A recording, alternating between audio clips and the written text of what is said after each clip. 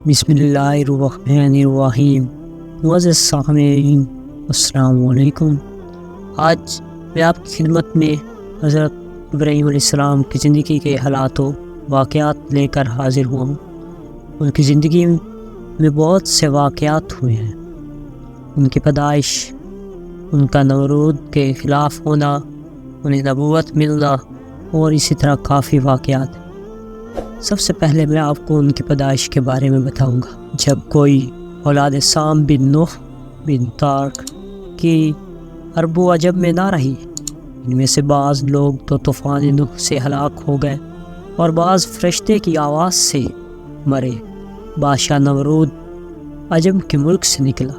وہ بیٹا کنان بن آدم بن سام بن نوح علیہ السلام کا تھا۔ اس کی زبان عربی تھی، اور بعض نے لکھا ہے کہ قاؤس بیٹا کی بات کا تھا، اور وہ بیٹا منچہر بیٹا فریدو بن جمشید کا تھا، لیکن وہ صحیح نہیں ہے۔ اور زیادہ صحیح یہ بات ہے کہ اس کا نام نمرود تھا، اور اس کی بڑی قوت اور حشمت و شوکت تھی۔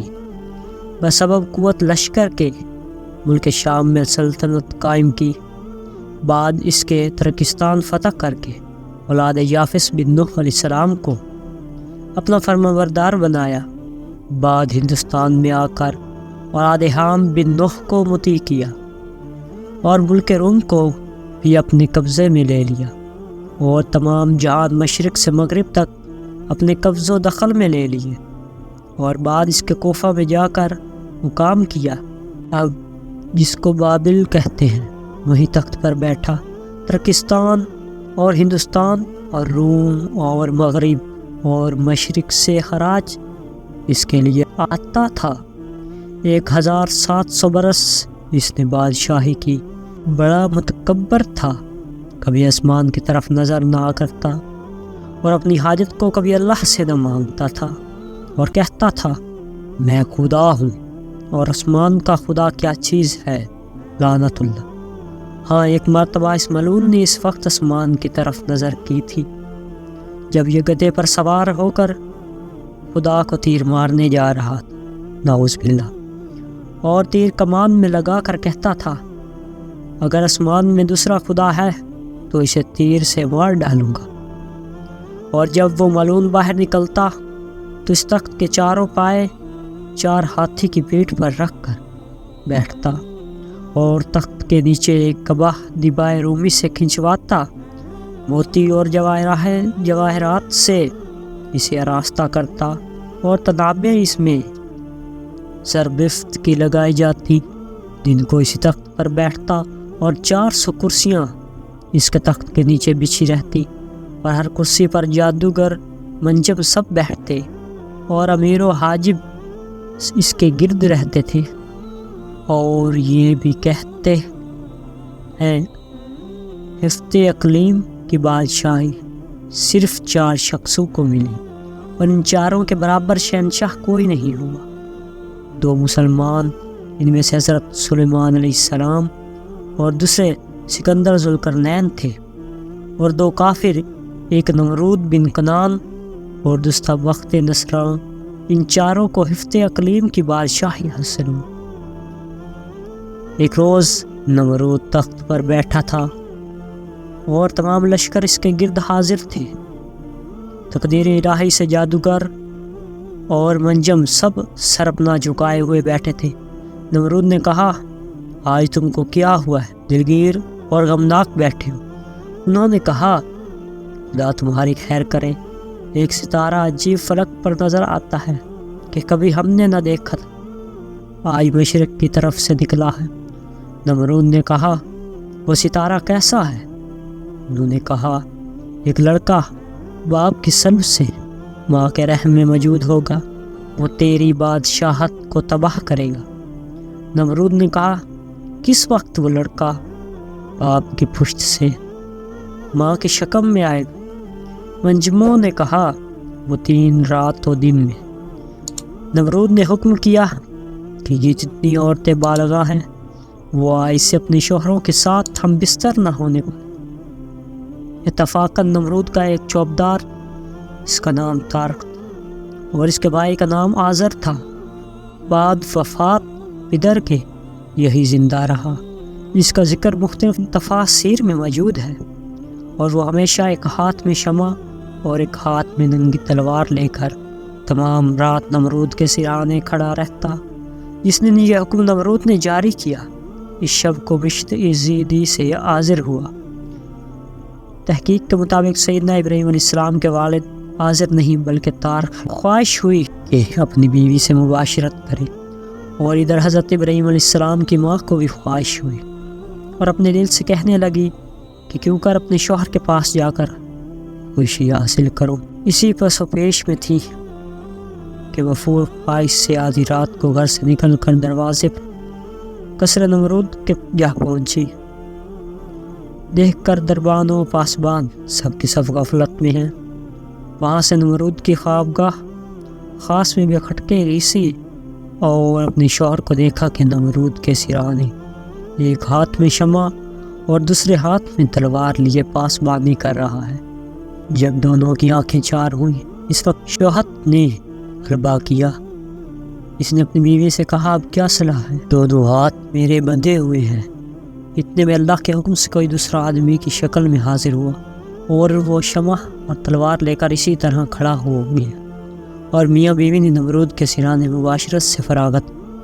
اور اس شب کو اللہ تعالیٰ کے حکم اور قدرت سے حضرت ابراہیم علیہ السلام نے باپ کی پیٹ سے مادر میں قرار پکڑا۔ آزاد نے اپنی بیوی سے کہا، خبردار یہ بھید کسی پر ظاہر نہ کرنا، اور یہاں سے گھر جاتے تک راہ میں کوئی نہ دیکھے، کیونکہ یہ فعل اس وقت موجب شرمندگی ہے۔ تب بیوی ان کے وہاں سے نکل کر چپکے سے اپنے گھر کو چلی گئی، اور اس آنے جانے کی وجہ خدا کے کسی کو خبر نہ ہوئی۔ اور جب وہ صبح ہوئی، نمرود نیند سے بیدار ہوا اور آزر کی پیشانی کی طرف نگاہ کی دیکھتا ہے کہ نور اس کے چہرے پر چمک رہا ہے۔ نمرود نے کہا، آزر آج چہرہ تیرا نورانی دیکھتا ہوں۔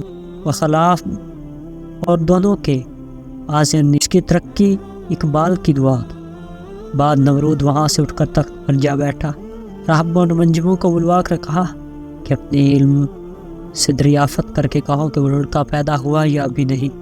اپنے عرض کی جہاں پناہ سلامت شب گزشتہ کو وہ لڑکا بحکم خدا باپ کے سر سے ماں کی شکم میں آ چکا ہے۔ تب نمرود مردود نے حکم دیا کہ جتنی عورتیں حاملہ ہیں پیدا ہوتے ہی اپنے لڑکوں کو مار ڈالیں۔ اسی سبب سے تمام حاملہ عورتوں نے اپنے بچے مار ڈالے، اور جب ابراہیم کو اپنی ماں کے پیٹ میں 2 مہینے گزرے، تب ان کی ماں نمرود کے خوف سے اور بچے کی محبت سے گھر سے خاموشی سے باہر شہر کے جا کر میدان میں ایک غار کے اندر جا بیٹھی، اور وہاں حضرت ابراہیم علیہ السلام پیدا ہوئے۔ ان کے دور سے غار ایک بارگی روشن ہو گیا، اور ان کی ماں رونے لگی اس خوف سے کہ مبادا یہاں آ کر کوئی لڑکے کو مار ڈالے۔ آخر لڑکے کو کپڑے میں لپیٹ کر وہیں چھوڑ کر گھر کی طرف روتی ہوئی چلی گئی۔ اسی وقت جبرائیل نازل ہوئے اور دونوں ہاتھوں کے دونوں انگوٹھے بچے کے منہ میں رکھ دیے۔ خدا کے فضل و کرم سے ایک انگوٹھے سے دودھ اور دوسرے انگوٹھے سے شہد جاری ہوا، اور حضرت ابراہیم علیہ السلام اس کو پیتے رہے اور کسی چیز کے محتاج نہ ہوئے، اور ہر ہفتے ان کی ماں ان کے پاس آتی اور ان کی زندگی اور پرورش میں متعجب ہوتی، اور جب وہاں سے یعنی غار سے باہر نکل آتی تو اسی وقت غیب سے ایک پتھر آ کر غار کے منہ کو بند کر دیتا، اور جب ان کی ماں ان کے پاس آتی تو اس کو پتھر کو الگ کر کے انہیں دیکھ بھال کر چلی جاتی۔ اسی طرح سے 7 برس گزر گئے۔ ایک دن حضرت ابراہیم نے اپنی ماں سے پوچھا، اے میری ماں، تمہارا خدا کون ہے؟ وہ بولی، تیرا باپ ہے جو مجھے کھانے کو دیتا ہے۔ پھر بولے، اس کا خدا کون ہے؟ وہ بولی کہ کواکب یعنی ستارے۔ پھر پوچھا کہ کواکب کا خدا کون ہے؟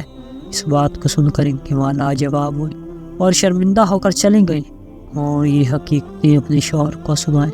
اس نے یہ باتیں سن کر فوراً ہی کہا کہ یہ لڑکا بادشاہ نمرود کا دشمن ہے۔ اس میں کوئی شک نہیں، اسی فکر میں تھا کہ اسے کیا کرنا چاہیے۔ ایک رات ابراہیم علیہ السلام نے غار سے باہر نکل کر آسمان کی طرف نظر کی، ستاروں کو دیکھ کر کہا میرے باپ ان کو خدا کہتے ہیں اس آیت کے مطابق۔ پھر جب اندھیری آئی اس پر رات کو دیکھا، ایک ستارہ بولے کیا یہ ہے میرا رب؟ پھر جب وہ غائب ہوا بولے مجھ کو تمہاری خواہش نہیں ہے چھپ جانے والے کی۔ پھر جب چاند نکلا بولے، پھر دیکھا چاند کو روشن، بولے کیا یہ ہے رب میرا؟ پھر جب وہ غائب ہو گیا حضرت ابراہیم علیہ السلام بولے کہ اگر راہ سیدھی دے مجھ کو میرے رب تو بے شک میں بھٹکے ہوئے لوگوں میں ہوتا، یعنی گمراہوں میں۔